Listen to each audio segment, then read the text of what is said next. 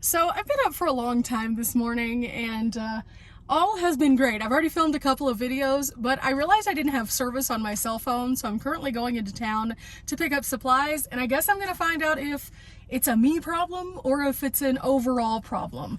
The last time I stayed in Leadville and there was snow on the mountains, guess what? Cell service went. So I'm wondering if that's what happened today. I guess we're about to find out.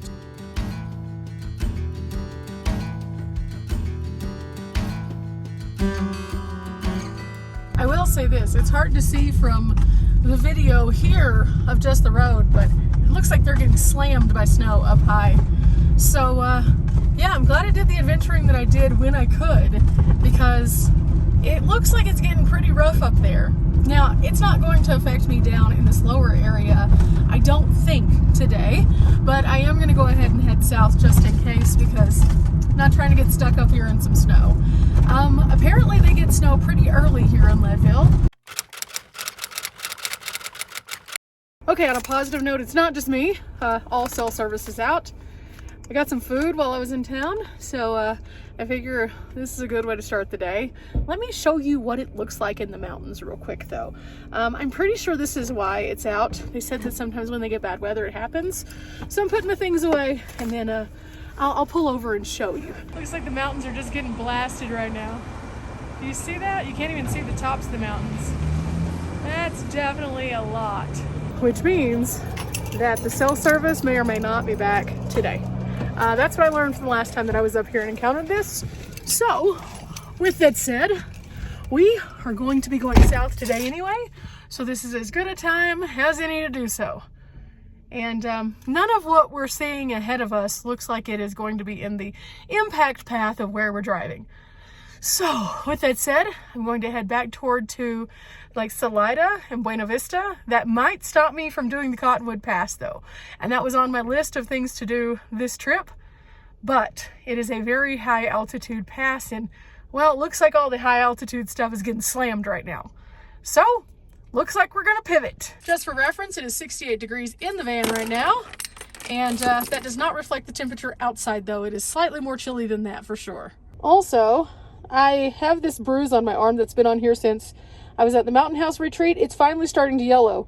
So I look crazy, but I look less crazy. But what's funny to me is this is going to heal faster than the 2 tiny ant bites that I got when I was still in Texas that are still hanging out. I'm so allergic to those stinking things. Ooh, the clouds are starting to build. Yeah, I feel like they're gonna get dumped on again here, so I'm definitely gonna go south. I can't pull up the weather app to find out, but this is what it looked like before it started pouring yesterday. So definitely heading toward the south to Buena Vista, Salida. Who knows? We'll find out. Ooh, and you can definitely see it's coming down up there too. That is incredible looking, but also probably pretty menacing. I can't say this enough. None of this was predicted on the weather app. So in Colorado, that just goes to show you that the weather can rapidly change and put you in a weird spot. So being flexible is so important. So yeah, got my little burrito, which is actually pretty good. And I'm being flexible. That's all I can do at this point. And I'm kind of welcoming stuff like this at this point because I haven't been out in so long. So I would rather be pivoting and figuring out something else to do rather than not being out adventuring in the first place. It keeps you alive. Okay, I found us a little stop. This is over at Crystal Lake right outside of Leadville. And this is part of the Arkansas Headwaters group. So it's kind of a little washboardy to get down here, but this should be a really nice little stop to see some beauty and get some good viewpoints. Oh, this is actually pretty interesting. It talks about the bats of the area and shows you where you can find some of them, and then also how to build a bat box, which is pretty cool. So that's a neat sign. And then on this side, it has some forest and public land visitors information, and then also a really interesting sign that I haven't seen by the Forest Service that says, please don't erase the traces of American past. And it talks about that you're not supposed to pick up artifacts that you find if you find any. I think both of those things are super important. So as we kind of go down here, if we see anything, we're going to make sure that we just leave it as it is. That's part of Leave No Trace. So we're gonna do that anyway, but especially since they marked it here to let us know that this is a problem in this area with people doing that. Now, in areas that you have mining communities, you're likely to find a lot of interesting things, but if it's a public lands area, you're never supposed to pick it up. So we're gonna go ahead and just get out to the lake, and wow, it's so amazing. This path is nice and wide and pretty flat, making it pretty easy to access the dock area over here.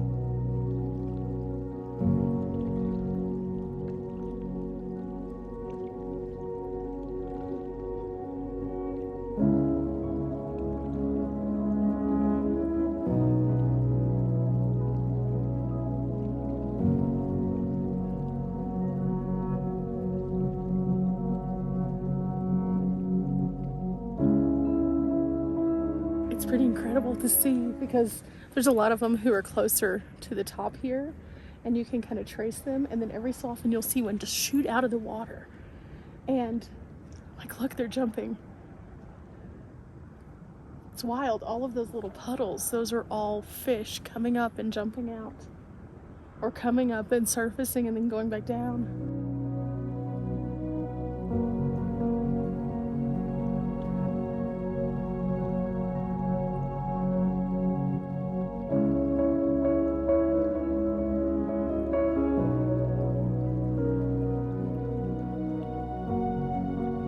Okay, so now that we finished that up, that was such a peaceful way to just enjoy something a little different. Okay, made it back to the van. Now we get to see what else we can find. But before we do, we have a great view of the mountains. So let me show you something. We can see a little bit more of what the crazy weather's looking like. Well, on this side, we can see the mountaintop a little bit. But as we get over here, we kind of lose the mountains. And in this direction, we can see a little bit of the mountain, but you'll notice this mountain right here, there's snow on it. There wasn't snow yesterday. And as we keep going, we lose another mountain right there. I mean, it's like super light sprinkling. You can barely see them on the windshield, but it is starting to pick up just a little bit more, so they're more frequent. So maybe going south will take us away from this. I don't know. I'm not sure. I mean, south does look like it's sunny that way, so potentially. Cross your fingers. In the meantime, I'm going to Mr. Rogers myself and take off this jacket because it's warmer inside the van. It's gotten up to 73 inside now. I was running my heater just a little bit this morning to kind of defrost because it was so cold when I woke up. And now it's a pleasant temperature in the van, so we don't need a jacket inside. At the same time, every time I get out, I slightly do need it still. So we'll just keep it up front here and make it easy on myself.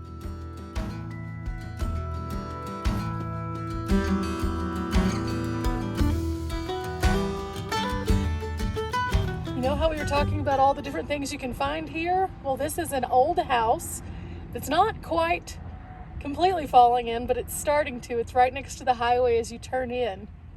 And it is really neat looking. You can actually see into it from a distance. You can't go into it or up to it, but it is really interesting to see what the homes looked like much earlier on in Leadville days. Oh, look at all that snow. That was not there yesterday. So that peak got a lot last night. Wow.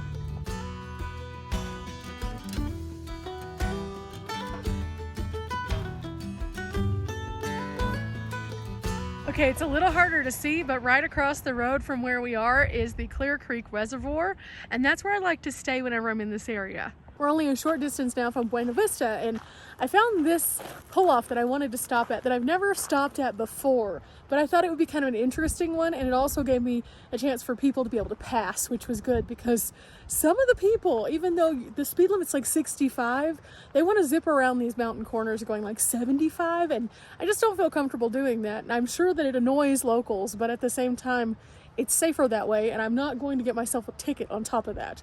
So I thought this was a great way to kind of let those people go on because they're clearly in a hurry. And in the meantime, check out another awesome viewpoint. So here we have the granite boat chutes, and so we can come in, and there's like two parking areas. There's one at the top and then one at the bottom, and then this is where they actually do a lot of the launching in this area. And so it's pretty interesting to see kind of how the spillway goes and how the chute actually goes beside the spillway and gives you access to the Arkansas River.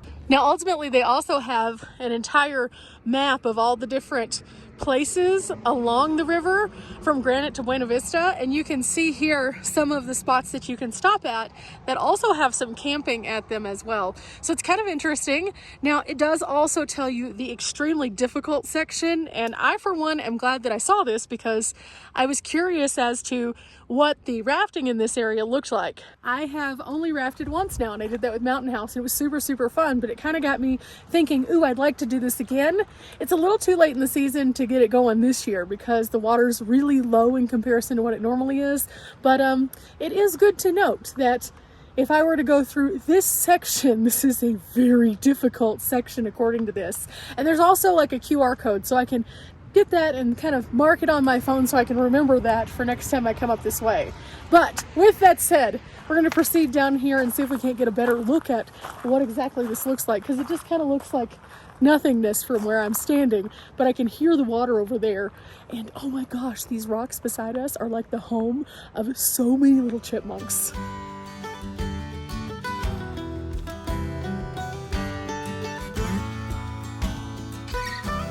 Okay, so out in front of us is where the actual chutes come out. So you can see kind of over in this section, that's the chutes. But again, they have another map here, and you can see the construction phase of this and kind of what made it happen. So this is called the Arkansas River Diversion, and originally in 1965, this is what it looked like. Now you can see these little pillars are like still here. This was the construction of the original facility, which included a rock-filled diversion dam. And then they moved on, and as you can see, this is 1965 when that began. So it went from looking like this to looking like this. And then you go down a little bit further, and the timeline says 1985 was the construction of the pipe extension. And then in the 2006 to 2015, which would have been here, they actually did a study of the rehabilitation of the diversion. And then from there you can see the progress of what we now see, which was the design, the development, and then also the construction of the actual boat chute. It was opened officially in 2020. So again, all of this was built at a later time, but you saw in that first one, these three pillars were already standing here. Well, the reason why is because they were actually part of the railroad at one point, and we can learn a little bit more about that at this stop also. In fact, here it says during the 1880s silver boom, thousands of people traveled to the Colorado area, and in 1887 they built the railroad line that went from Colorado Springs to Aspen, and it would have looked like this at one point in time. In fact, this photo right here is from 1947. Now it says that the tracks were actually removed in 1921 and the trestle was removed later on in 1951. So they did leave the stone structure, but the stone structure now kind of plays into the landscape of what this place used to be, which I absolutely love. Now there is also a little path that we can go over here, so we're gonna go check it out, get a little bit different perspective of what this amazing project is, but it looks so cool.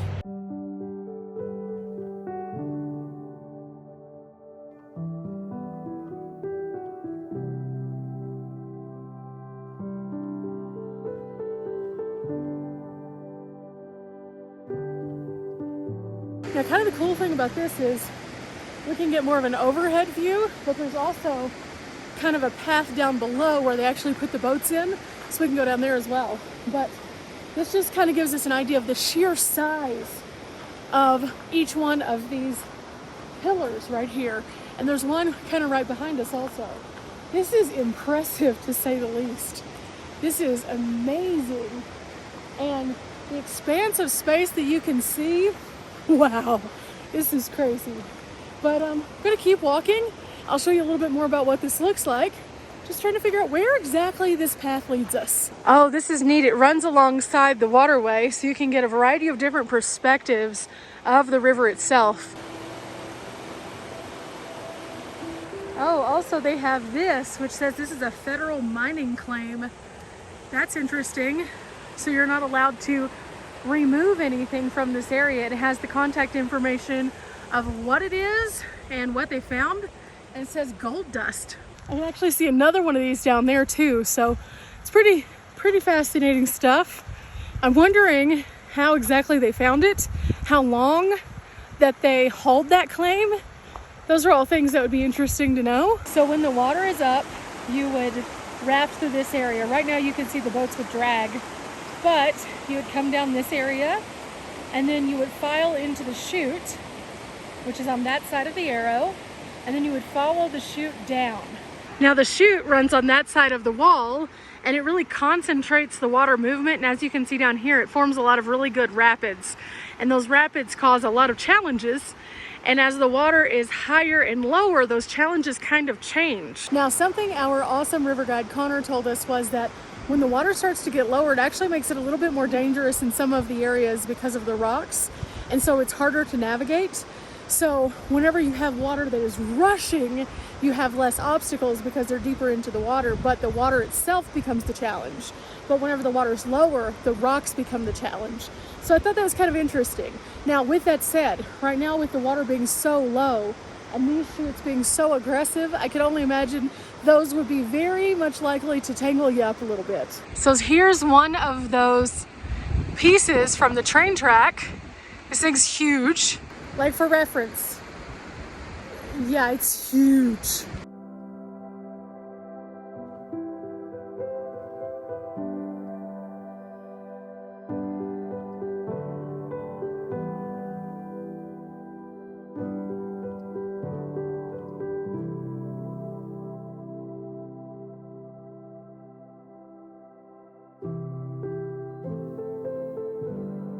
Okay, we made it down to the bottom. I just want to put my hand in to see how cold it is. It's probably pretty cold.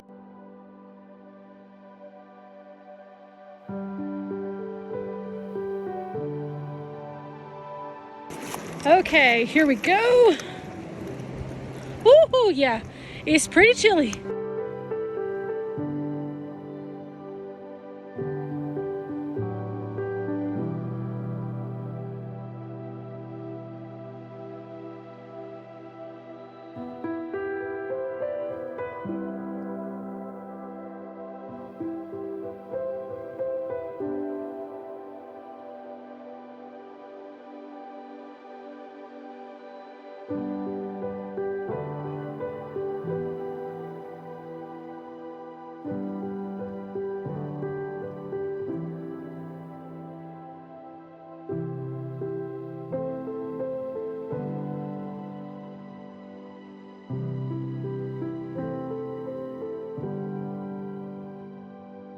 Well, that was pretty incredible. And along the way, I made a little chipmunk friend.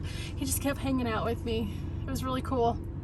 But this is why I always stop at every brown sign that I can find, because you never know what you're going to find. In this case, it was a engineering feat in the state of Colorado. In other cases, it's history and pieces of beauty. So it just really does bring a smile to your face and really teach you about the world around you. So if you have the time, stop at the brown signs. And if you don't, then make a mental note as to where they are so you can come back to them later. Oh, I found us another one. This one is called Numbers. And, well, it's pretty washboardy. Gotta love a good washboard. It did even out just a little bit after that, but wow!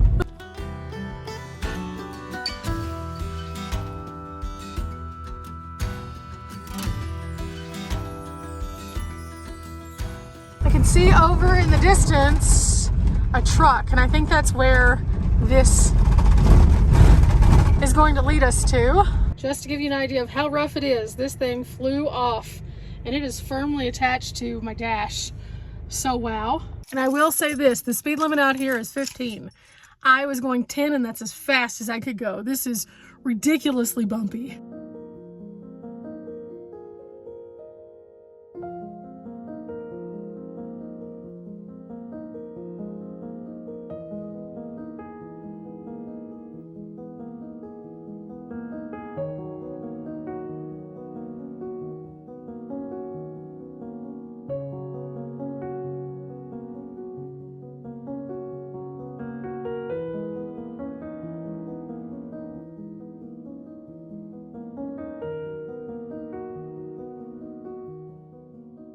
That was a shaky ride, but it was definitely beautiful. There was another little pull-off, but this woman kind of parked not the correct way. Instead of parking in a slot fashion, she kind of parked wide, so I couldn't show you that one, but I'll show you that one next time I come up here. It just goes to show, though, that some of the places are super easy to get to, and some of them, well, they'll shake you to death. We're almost into Buena Vista, and my signal just picked up, so I'm gonna get ready to wrap up this video, but we're gonna stop up here and I'll do it properly. Until then, I'm gonna show you a couple more views.